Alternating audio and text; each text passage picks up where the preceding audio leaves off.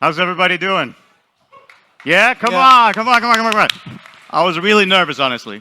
I'm going to stand for just 2 seconds. Because this is the Baltics, after all, right? A little bit more serious than, your American style, playful talk and so forth. So just bear with me. It'll be maybe a little bit silly, but it'll be so much fun. As sort of introduced, here's three guys and myself who sort of the headline is we have been through as sort of A players, entrepreneurs turned founders and investors over time. So I think this is a great panel to talk about beyond Series A and what the hell does that mean, you know? Like I'm hearing this, all the buzz all around, all the dreamers, all the hopefuls, they're pitching, they're selling, so then all of a sudden you get the money and you go, oh shit, what now?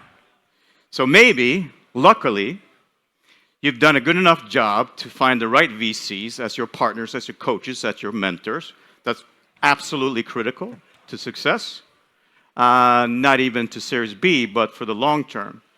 But also, you're still an island. It's still all up to you. You are the founder, you're the leader, you're the one who needs to build for success, right? And so, Series A comes, ego's huge, and you go, oh yeah, we built our MVP, we hustled our way through, we got feedback, we got customers, we're on a roll. The VCs, they've been around a long time too, and they know what it takes to build for the long term. And they're not here just for MVP style stuff and after parties and bullshit like that. So come on. So to Rick, we talked about this a lot in the last couple of days. Series A, holy shit. What's my first step? What do I do? Well, first of all, I think you got to realize that, like we just heard, you get that pot of gold and that pot of money, and it's not as much as you might think it is, because expenses come that you might not expect.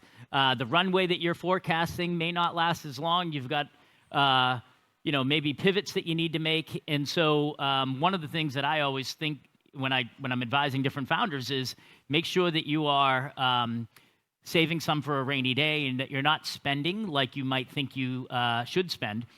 And then secondarily, like when you're raising money, take as much money off the table as you can, because if you're going out there to try and raise $1.5 million, but someone is dangling $2 million at you, take it, because it's a lot easier to take the money then, as opposed to when you really need it, and then you are running out of dough, and then you're trying to raise additional rounds of capital, and the numbers aren't going to be in your favor, and it might take a lot longer than you expect, and then you got pressure on yourself. So then I have a follow-up question, because this is what I've heard from other founders and startups, how sometimes, and this is contradictory a little bit, is there such a thing as raising too much money and growing complacent immediately?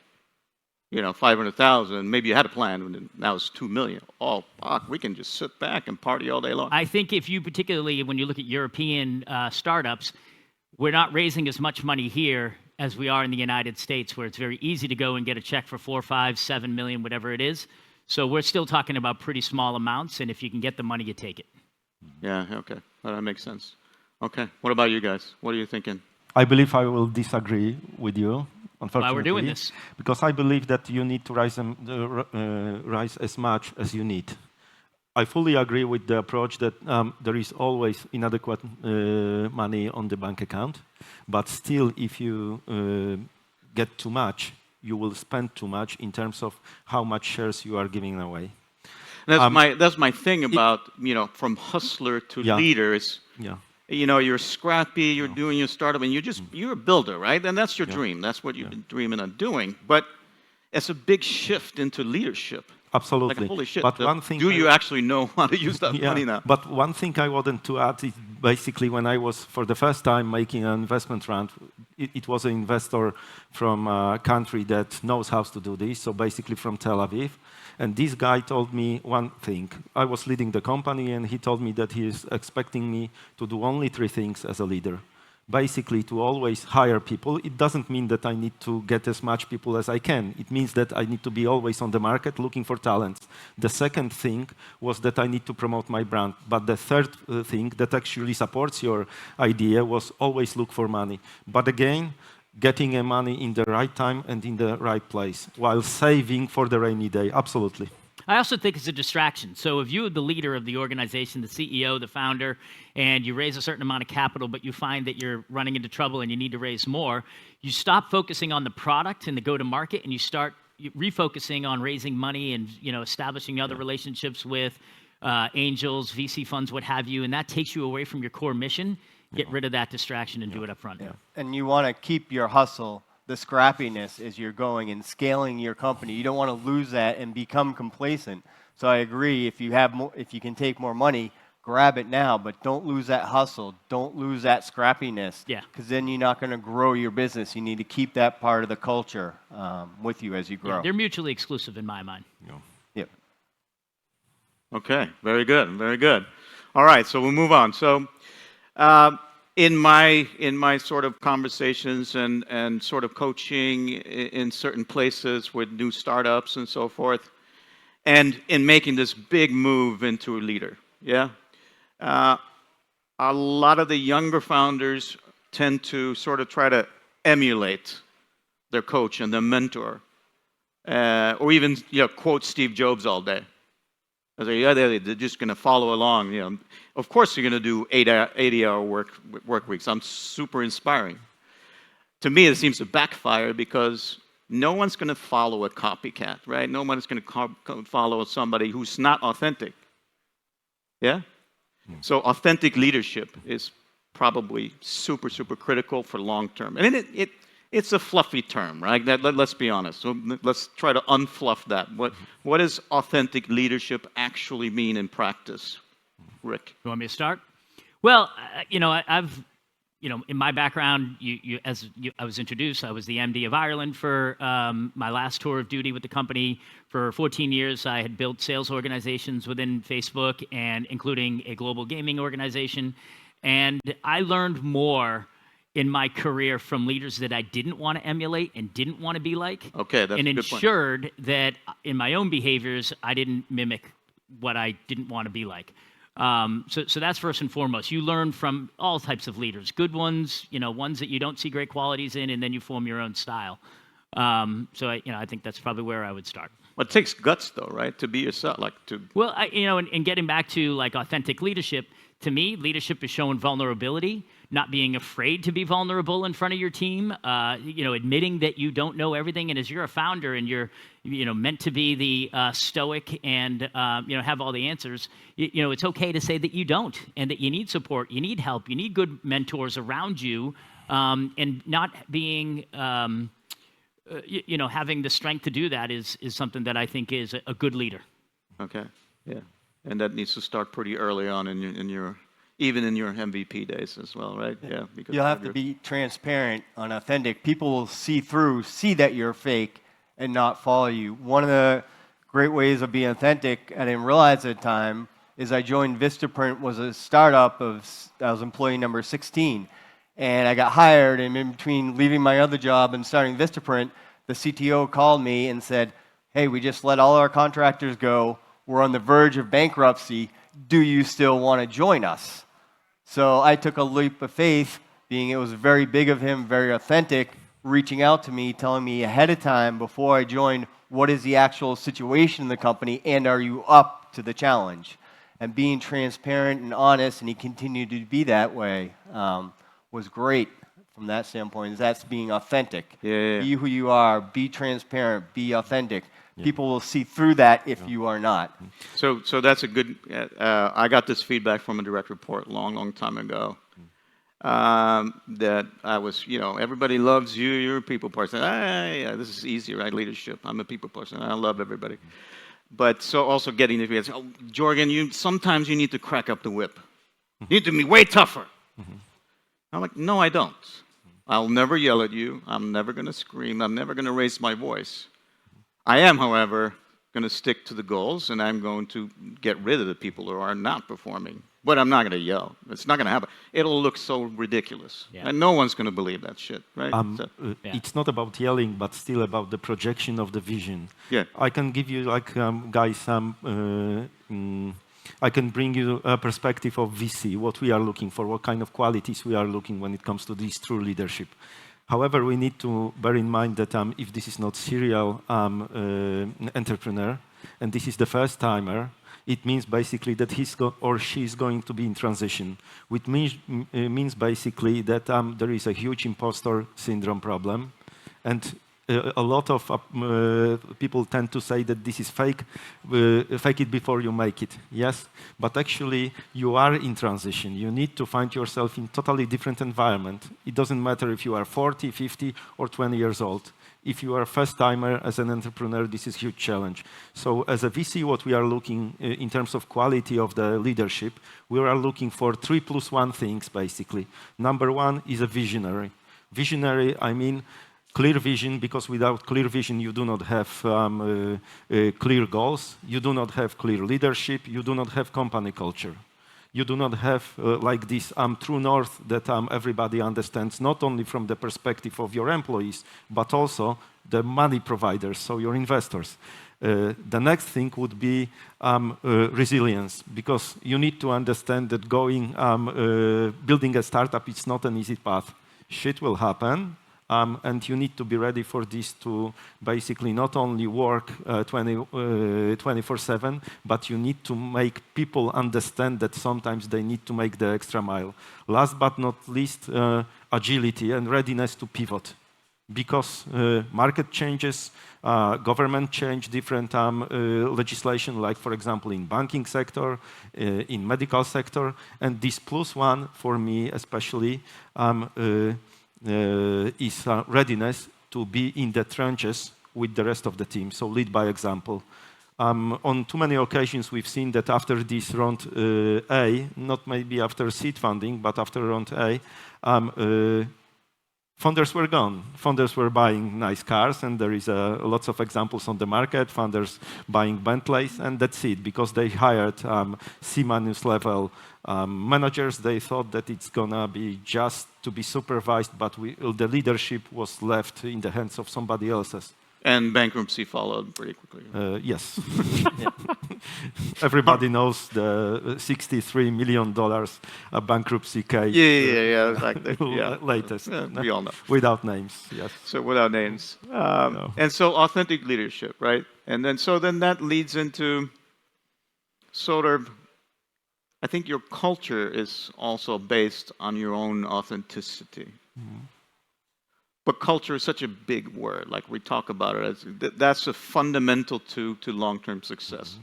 Moving beyond Series A into B, like more than half will fail before they hit B, and then what are those big pieces? And then I think the VCs are going to come back. They've seen this before. And you don't have a culture, you don't have a company.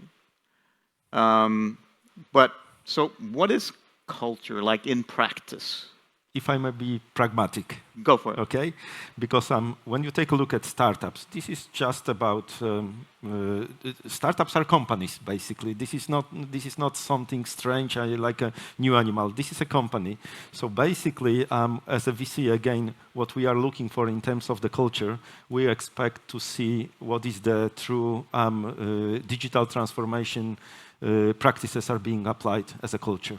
So culture to have open mind and possibility to bring the new ideas. And the second thing, and I will stop with this, a culture of testing, so intelligent failure. Because failure, if it's done intelligently, if you do not put too much of the time and money behind this, it means that it gives you the opportunity to learn what not to do. And this was something that is right now, this was something that actually I learned from you guys in Vistaprint in 2007. It was a great approach that we could spend money wisely on new ideas, and there was not bad ideas. That were ideas that were either tested or not tested. Yeah, so I think that sort of relates to guiding principles. I know that sounds like a boring term, but it's actually essential. Like Vistaprint was so good, even when we were 12 people. We talked about guiding principles already early on. And we lived by it. We and I lived, still we live by breathed. it. Yeah, like test before invest was not just a phrase that was on a piece of paper on a wall. We lived it. Test before invest, apply the 80-20 principle with all your decision making, erect competitive barriers, like almost like principles are non-negotiables. You can change your plan, you can pivot, build a new MVP, but sticking to those kind of things. That feels like an operational plan to me. Yeah. Like, test before invest, or, build a mode or what have you. I think culture is a little different. Like, first of all, I feel I put very little credence in mission statements. I don't think they have values. You've all worked for companies, and could you recite what the mission statement was? No, they're a bunch of bullshit, right? Like, it's just a bunch of words that look nice on a slide so that you I think especially in the Baltics, they'll say, oh, this is bullshit. But what I do think has value is values. Like, what are the values we want to run the company by? I feel like that's the same. Like, for me, principles, those are the values. Okay, well, in a I sense. think maybe the examples that you were given felt a little operational around how you go to, go build a team, build a product, or whatever you're referring to. I think I mean a little bit more about, how do you want the organization to behave? How do you want them either to be aggressive, take chances, take risks? That informs what the culture would be. And it also comes down to leadership. Do you live those cultures? Because you can state that this is what your culture is, but if you don't actually behave in that way, then it's going to be very transparent that that's not actually how the culture That's where leadership by example comes back into play. Is you will have, whether you call them values or guiding principles, you want your employees to exhibit these behaviors and do them day to day.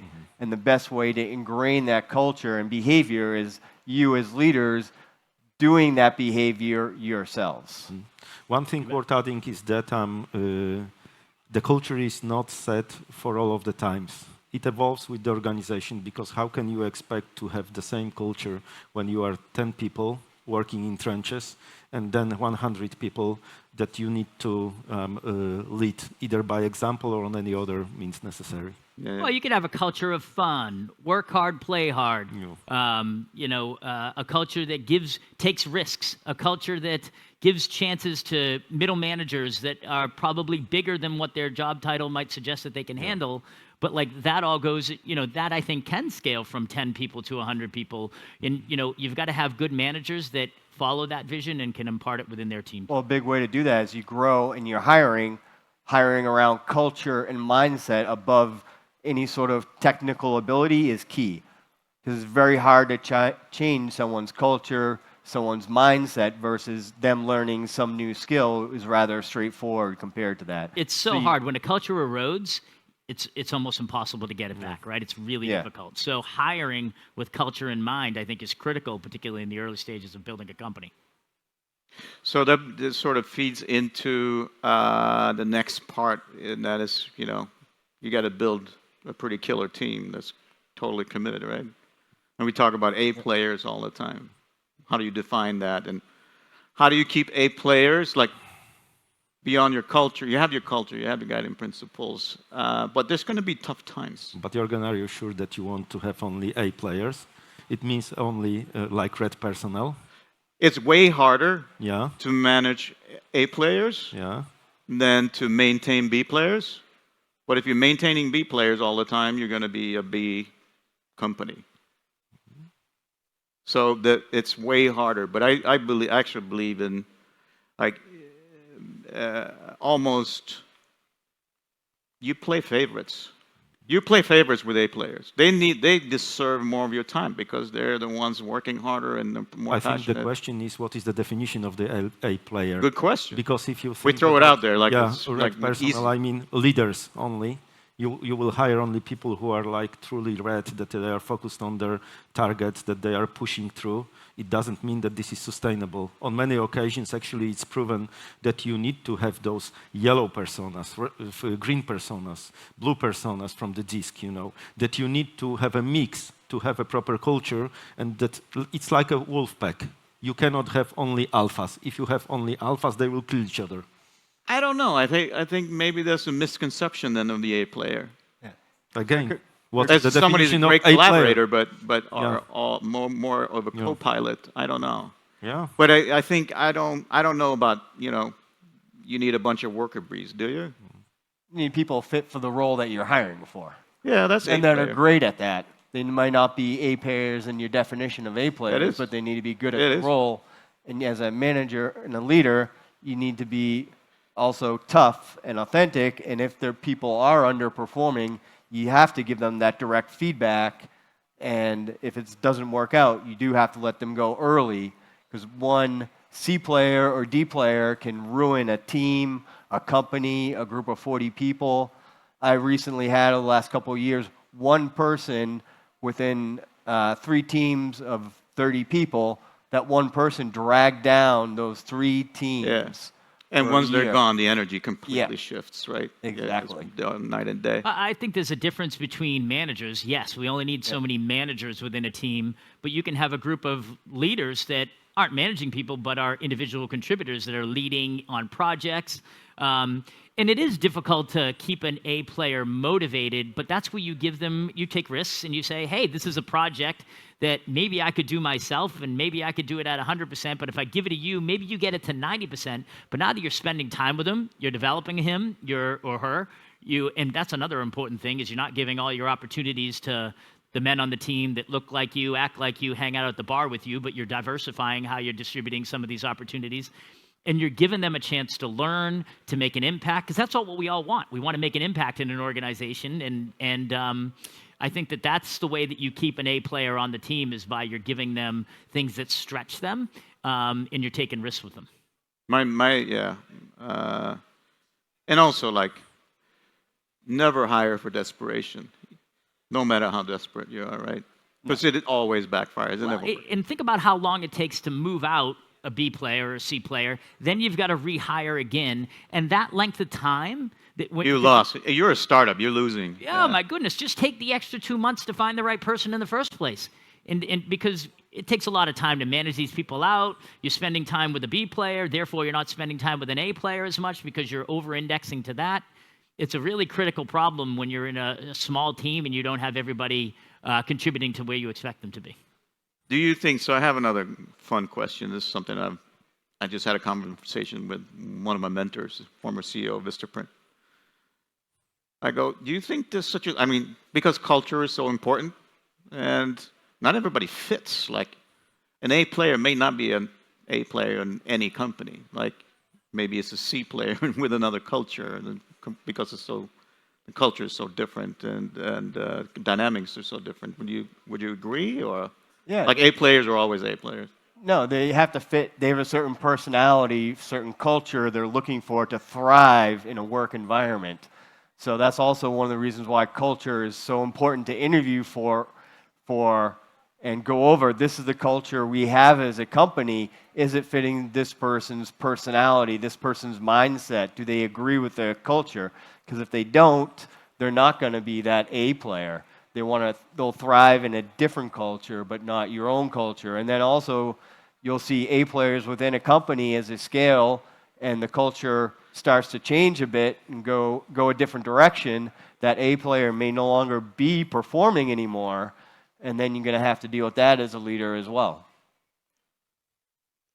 And so for the whole panel now. Well, there's also No. one thing to add. There's a principle that says people get promoted until they get to the point where they fail, right? So you maybe have an A player in one role, and they're amazing, and then you promote them to manager, and maybe they're not amazing at that because they don't have the soft skills, they don't have, what it takes to be a good manager and tutelage and so forth. So I think it's also about an A player can be an A player in a particular role, but if you have them in the wrong role, then it's not the right fit. Yeah. I would say even that it's again about the dynamics, because if you are leading particular department, what happens if this department grows tenfold?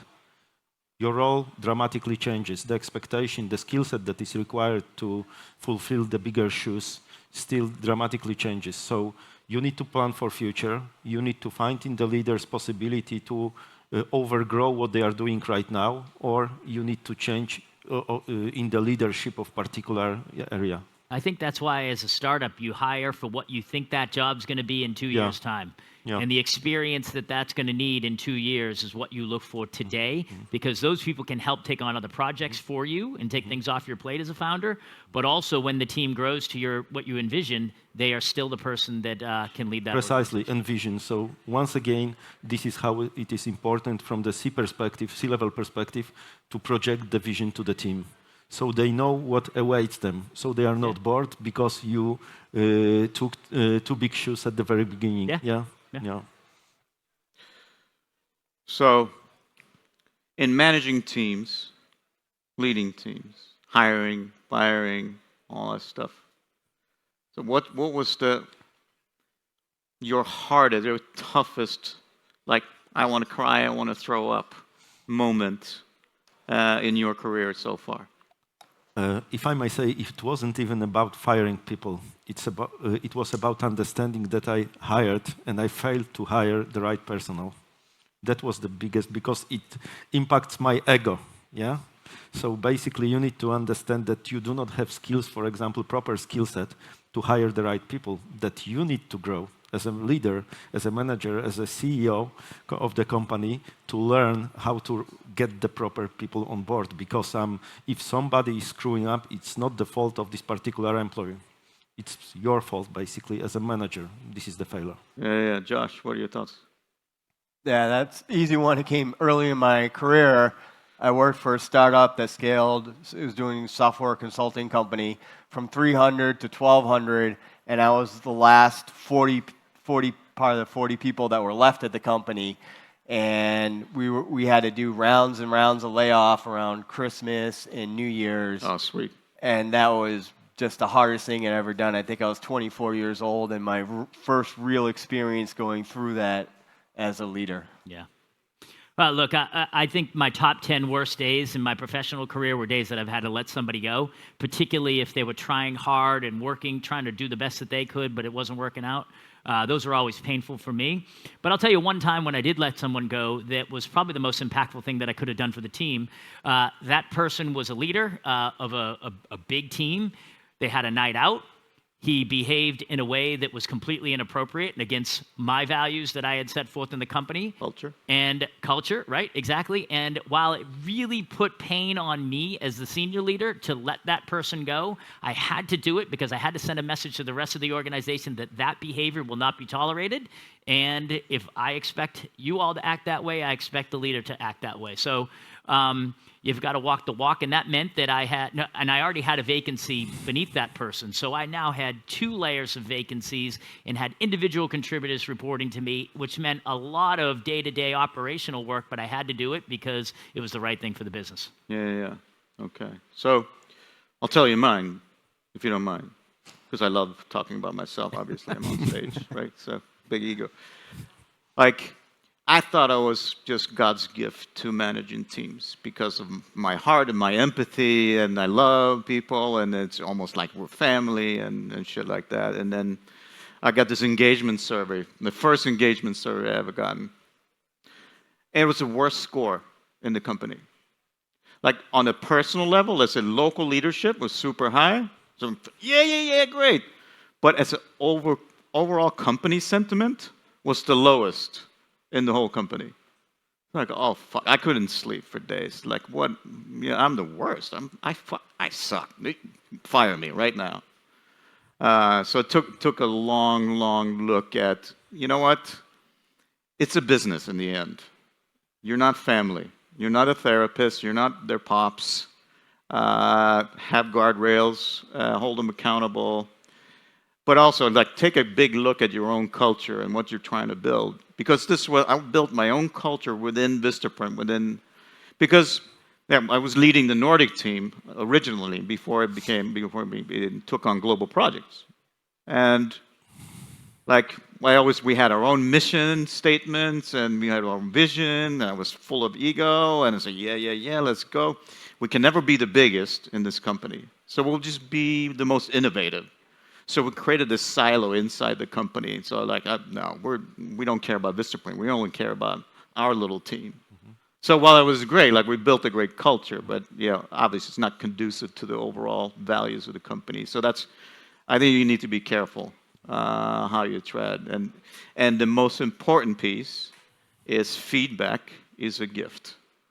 Like, put your Teflon on, take the feedback, and because it's never personal, just go for it and take it in and create that culture where everything is open. Like, have the balls to speak up. And not all companies are built like that. No. Right? So Oh, it looks like So- we're out of time. we're out of time. Oh shit! yeah. Sorry. That's all right. I'm leading this panel now, I guess. You're timekeeper. Okay. Right there. All right, guys. Thank you very much. Thank you very much.